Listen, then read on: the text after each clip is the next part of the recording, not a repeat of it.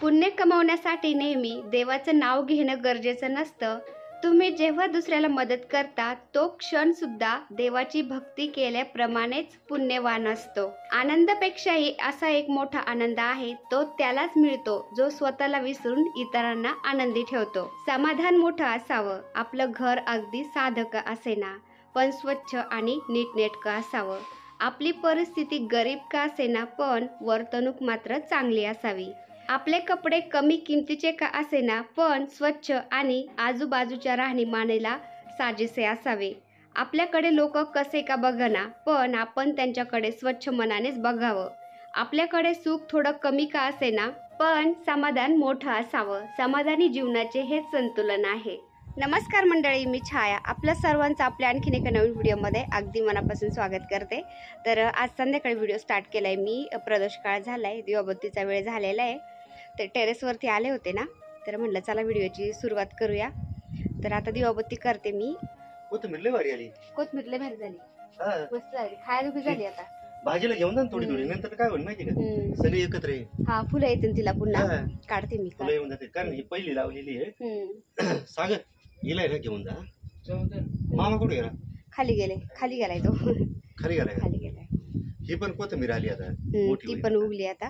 ही आता बाजारातून आणू ना कोथिंबीर. नाही, बाजारातून मी किती दिवस झाले आणतच नाही. आता ती खायला आली ना, त्याच्यातूनच थोडी थोडी घेत राहते. आता त्याला कळे आले, लय कळे आल्यात, पाणी गुच्छच आलेत. लाल आहे का? हो, तो लाल आहे. आणि हा इकडला पिवळा आहे. तर ते तिकडे घुसलंय ते पिवळं फुल, तो लाल आहे. सागर म्हणतो गुलाबाचे झाड अजून आणा, वाढवा म्हणतो अजून. तो म्हणतो ताटी, ती गुलाबाची ताटी लय भारी दिसती म्हणतो. आपण ते लावायला जागा नाही ना. तिकडे 2 गुलाब आहेत ना, ते पण इथं आणून लावा मला वाटतं. का राहू द्या, जागाच नाही त्याला. इथं 1-2 आणा गुलाबाची झाड, लय भारी वाटते. खाली येत नव्हते, पण आता वरच्या गोड्या पाण्यामुळं छान यायला लागले. काय करू, इथं सेट झालं ना त्याच्याकडे चालते.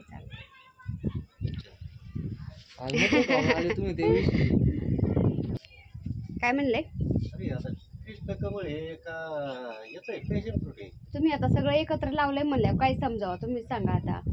पॅशन फ्रूट म्हणजे चॉकलेटी कलरचं पॅशन फ्रूट, पिवळ्या कलरचं पॅशन फ्रूट, त्यानंतर कृष्णकमळ, 3 वेल त्यांनी जवळजवळ तिथे लावले, सगळे एकत्र गेलेत. मग ते पॅशन फ्रूटचं फुल आहे की कृष्णकमळचं आहे ते ओळखतच नाही. दोन्ही सारखे आहेत ना. हा, तर थोडासा जे चॉकलेटी कलरचं फुल पॅशन फ्रूट आहे ना, त्याचं फुल जरा पांढरं आणि जरा निळं आहे थोडं. आणि ते पलीकडचं त्याचं पण थोडंसं वेगळं आहे.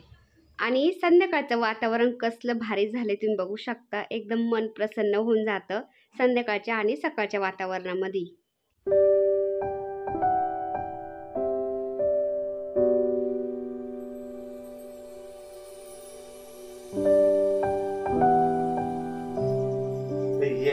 तर हे पहा, मस्त प्रदोष काळ झालेला आहे. संध्याकाळ झाली, दिवाबत्तीचा वेळ झालाय. आतमधले दिवे लावले मी, आता बाहेरचे लावते. राजू चल रे भाऊ, दिवे घे, पटपट लावून घेऊ आपण दिवे. वार आहे ना लई, मग ते मला पटपट लावता येत नाही, विजून जाते. तुमचं काय चाललंय? आणि तुम्हाला हे वेल पडलेले बांधायला सांगितले होते हो, माझा इथं हात पुरत नाही बघा ना.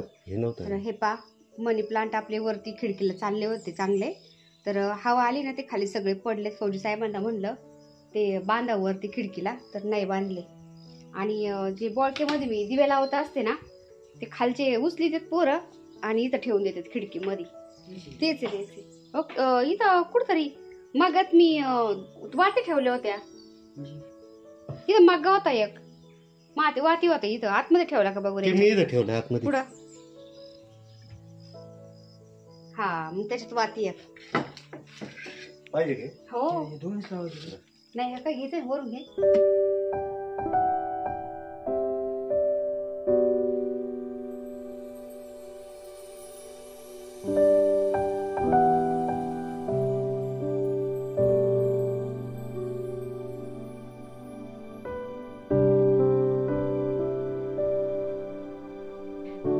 ताईंनो, तुम्हाला एक सांगू का, तुम्ही जर टेन्शनमध्ये असाल किंवा तुम्हाला बेचैनी महसूस होत असेल किंवा कोणी डिप्रेशनमध्ये असेल, तर झाडं लावायला सुरुवात करा, गार्डनिंग करा.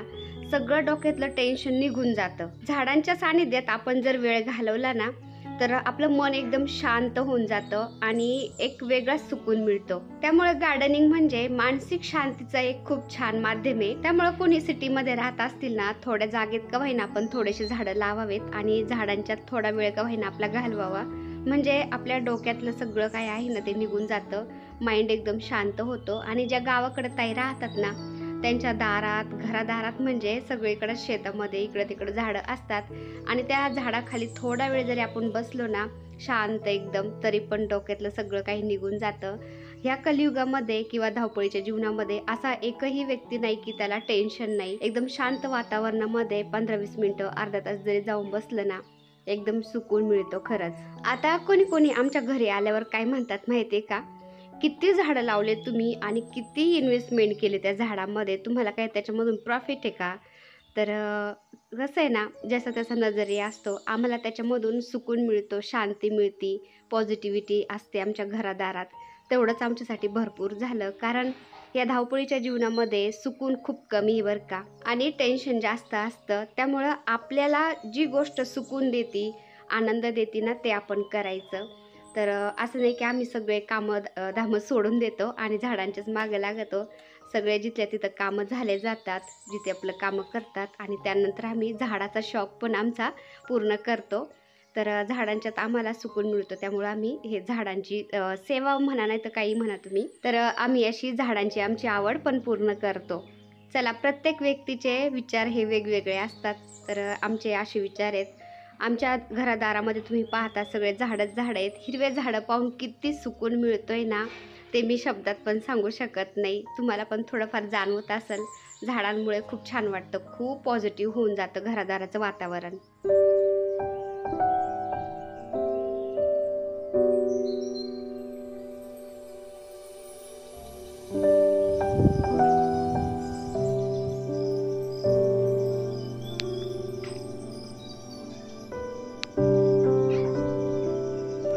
पानांच्यात लाईट लागत किती छान वाटते ना. इथला वेल पण चांगला खिडकीवर चाललाय.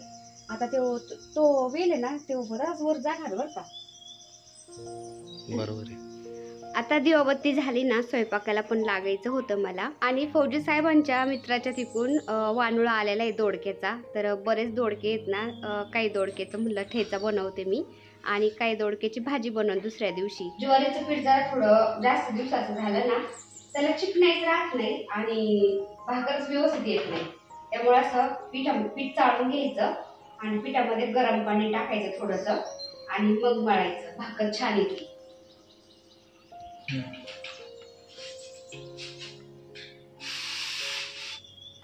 मी काय करत असते, तिन्ही दळणं एकदाच करत असते, गहू, बाजरी आणि ज्वारी.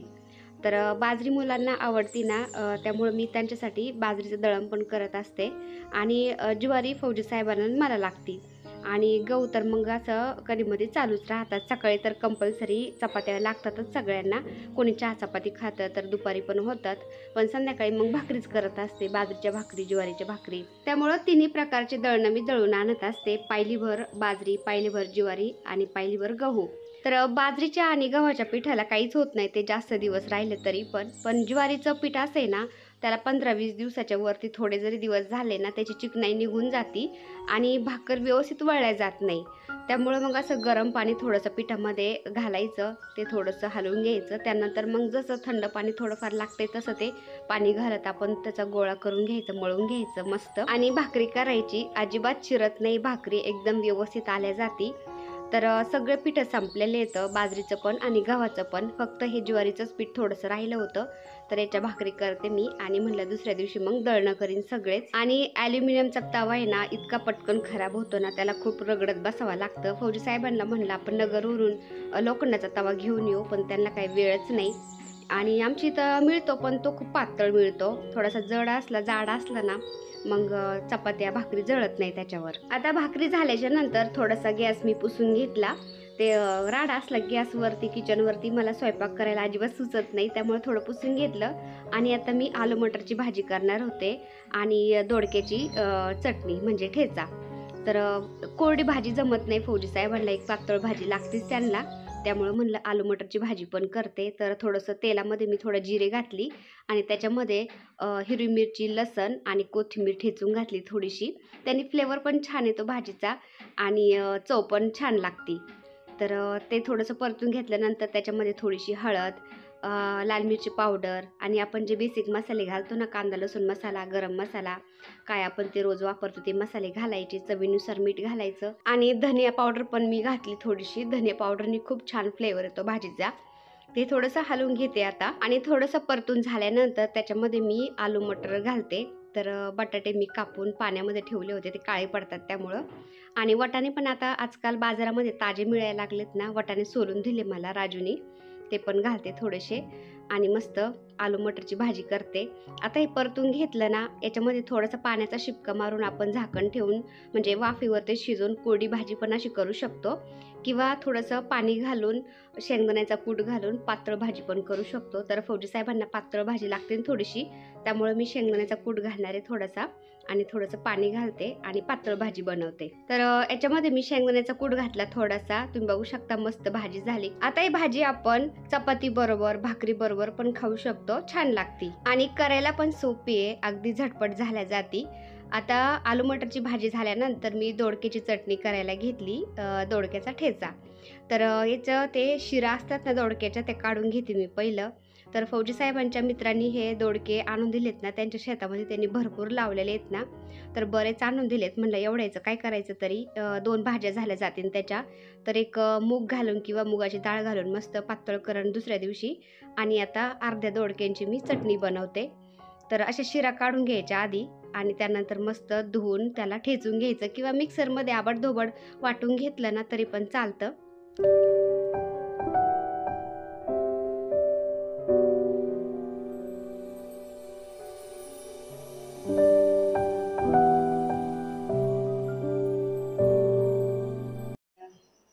दोडक्याचा ठेचा करायला मी दोडके शिरा काढून धुवून घेतलेत. हिरव्या मिरच्या घेतल्यात चांगल्या बऱ्याच, कारण हे हिरव्या मिरच्या आहेत ना जास्त तिखटच नाहीत, त्यामुळे मी बऱ्याच घेतल्यात आणि 2 लसणाच्या गड्ड्या असे सोलून घेतल्यात.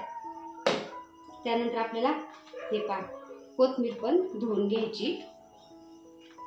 हे पहा धुवून घेते कोथिंबीर थोडी, याच्यात घालते मी कोथिंबीर, लसण. हे पायाच्यामध्ये कोथिंबीर, हिरवी मिरची, लसण हे वाटून घेतले थोडंसं आबडधोबड आणि आता हे मिक्सरला आपल्याला जास्त बारीक नाही करायचं, हे पण आबडधोबडच वाटून घ्यायचे.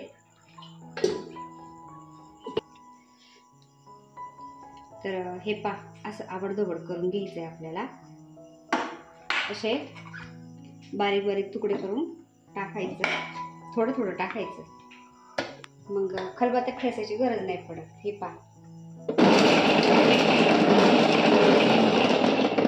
असं बंद चालू करत आपल्याला करायचं. हे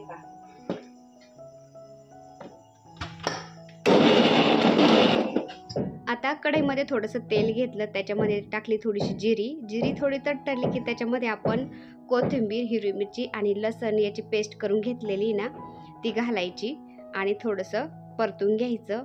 आता याच्यामध्ये थोडीशी हळद घालते मी, म्हणजे चटणीला कलर छान येतो. आता हळद घातल्यानंतर थोडंसं परतून घेतलं मी, म्हणजे हळदीचा कच्चेपणा जातो. आता आपण दोडके जे आबडधोबड वाटून घेतले होते ना मिक्सरला, तर ते घातले त्याच्यामध्ये. हवं तर आपण खलबत्त्यामध्ये ठेचून पण घेऊ शकतो आणि चवीनुसार मीठ घातलंय. आता याला व्यवस्थित हलवून घ्यायचं सगळं एकजीव होईपर्यंत आणि त्यानंतर मग मंद आचेवरती झाकण ठेवून शिजून द्यायचं. तर याच्यामध्ये पाणी ऑलरेडी असतं, ह्या दोडक्यामध्ये पाणी भरपूर असतं ना, पाणी घालायची गरज नाही आपल्याला, कोरडा ठेचा करायचा नाही याचा. तर पाणी ते आटून जातं आपोआप, मंद आचेवरती याला शिजून द्यायचं असंच. तर तुम्ही बघू शकता झाकण ठेवलं होतं मी आणि झाकण ठेवूनच ह्या ठेचा मी मस्त शिजवलाय. त्याला कलरही छान आलाय आणि चव तर इतकी भारी लागते ना. लसण थोडासा जास्त प्रमाणामध्ये घालायचं याच्यामध्ये, तर छान चव लागती. हा ठेचा आहे ना जास्त बारीक पण नाही करायचा बरं का, थोडासा आबडधोबडच ठेवायचा, छान लागतो. तर नक्की ट्राय करा तुम्ही पण आणि कसं झाला मला कमेंट करून नक्की सांगा. व्हिडिओ आवडला असेल तर एक लाईक नक्की करत जा ताईंनो.